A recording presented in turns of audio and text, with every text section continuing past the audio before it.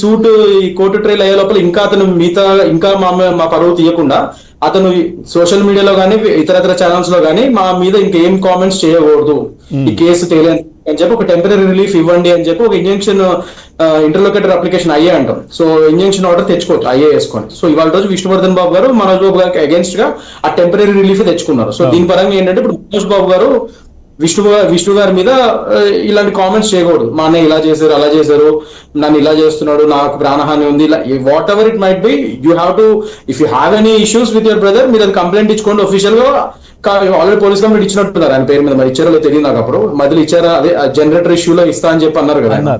So అంటే ఇదే కనబడుతుంది సార్. ఇప్పుడు నేనేదో చేస్తాను, కంప్లైంట్ ఇస్తాను, వెళ్తాను, ఆ తర్వాత ఇట్లాంటి హడావిడే కనిపిస్తోంది. దానివల్ల సీరియస్నెస్ ఉండట్లేదు. నిజంగా ఏం చేస్తున్నాడు ఏంటి అనేది చర్చ వస్తా ఉంది. ఎగ్జాక్ట్లీ. ఇప్పుడు వీళ్ళది ప్రాబ్లం ఏంటంటే అండి, దట్స్ వాట్ ఇట్ ఇస్. ఇప్పుడు ఇది రోజుకొక ట్విస్ట్ లాగా, ఇప్పుడు పక్క నుంచి వాళ్ళు ఆల్రెడీ క్రిమినల్ కేసు అది ఫైల్ అయింది, ఒక పక్కన అది ఫైట్ చేయాలి వాళ్ళు, ఇంకో పక్క నుంచి ఏమన్నా. నేను ఆ రోజు కూడా అన్నాను మీతో, అట్లీస్ట్ వీళ్ళు సివిల్ సైడ్ మాత్రం వీళ్ళు సొల్యూషన్ తెచ్చుకునే ఛాన్స్ అయితే ఇప్పటికీ ఉందండి. ఇంకా క్రిమినల్ సైడ్ ఎట్లా వాళ్ళు అయిపోయింది, అది ఫైట్ చేయాల్సింది కోర్టులో. కానీ దీన్ని మాత్రం అట్లీస్ట్ వీళ్ళు ఇప్పటికైనా వీళ్ళ చేతిలో ఉంది, వీళ్ళు సెట్ చేసుకోవచ్చు అంటే.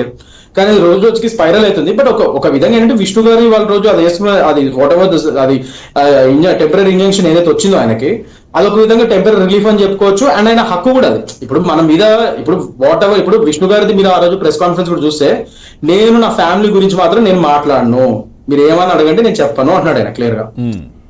ఒక విధంగా అదైతే నాకు టు బి ఫ్రాంక్ అది నాకు నచ్చింది. నిజమే కదా. మీకు ఏదైనా సమస్య ఉంటే, మీకు ఇట్లా అనిపిస్తుందంటే డైరెక్ట్ వెళ్ళి కంప్లైంట్ చేయండి. ఊరికి అక్కడిక్కడ మాట్లాడడం ఎందుకు, దానివల్ల పరువు నష్టమే కదా అనేది కదా అది. కరెక్ట్. మీకు ఏమైనా ఉంటే కోర్టులో తెలుసుకోండి, కంప్లైంట్ చేయండి. ఎస్, అది నాకు కరెక్ట్ గా నచ్చింది. అది నాకు అది కరెక్ట్ గా మాట్లాడారు ఆయన. నేను ఏది మాట్లాడను, నేను మీరు ఏం అడిగినా, మీరు ఎంత ప్రోబ్ చేసినా నేను మాట్లాడను, ఫ్యామిలీ పరంగా నేను ఏం మాట్లాడను, మీరు ఏం అడిగినా నేను కామెంట్స్ చేయనని చెప్పాడు ఆయన. ఇది అదే విధంగా మనోజ్ గారు కూడా పోనీ సరే ఇనిషియల్ గొడవ ఏదైతే అయిపోయిందో అది అయిపోయింది, బట్ అట్లీస్ట్ ఇప్పటికైనా ఆయన ఇంకా సరే ఇంకా అయిపోయింది, అది అయిపోయింది, వాట్ ఎవర్ ఇట్ ఈస్ నేను కోర్టులో తెలుసుకుంటా అని చెప్పి ఆయన ముందుకు వెళ్తే బాగుంటుంది. మనోజ్ గారు what ever is claiming, what ever allegations ఆయన పెడుతున్నారు అన్నది కోర్టులో తెలుసుకోమనండి. అంతేగాని ప్రతిసారి ఇట్లా మీడియా ముందుకు వచ్చి మీడియాలో యూట్యూబ్ ఛానల్స్ అన్నింటిలో ఇలా డెరోగేటరీ కామెంట్స్ ఇచ్చి అందరికి ఇలా తంబినేల్స్ అవ్వడం తప్పితే ఏముండదు అక్కడ.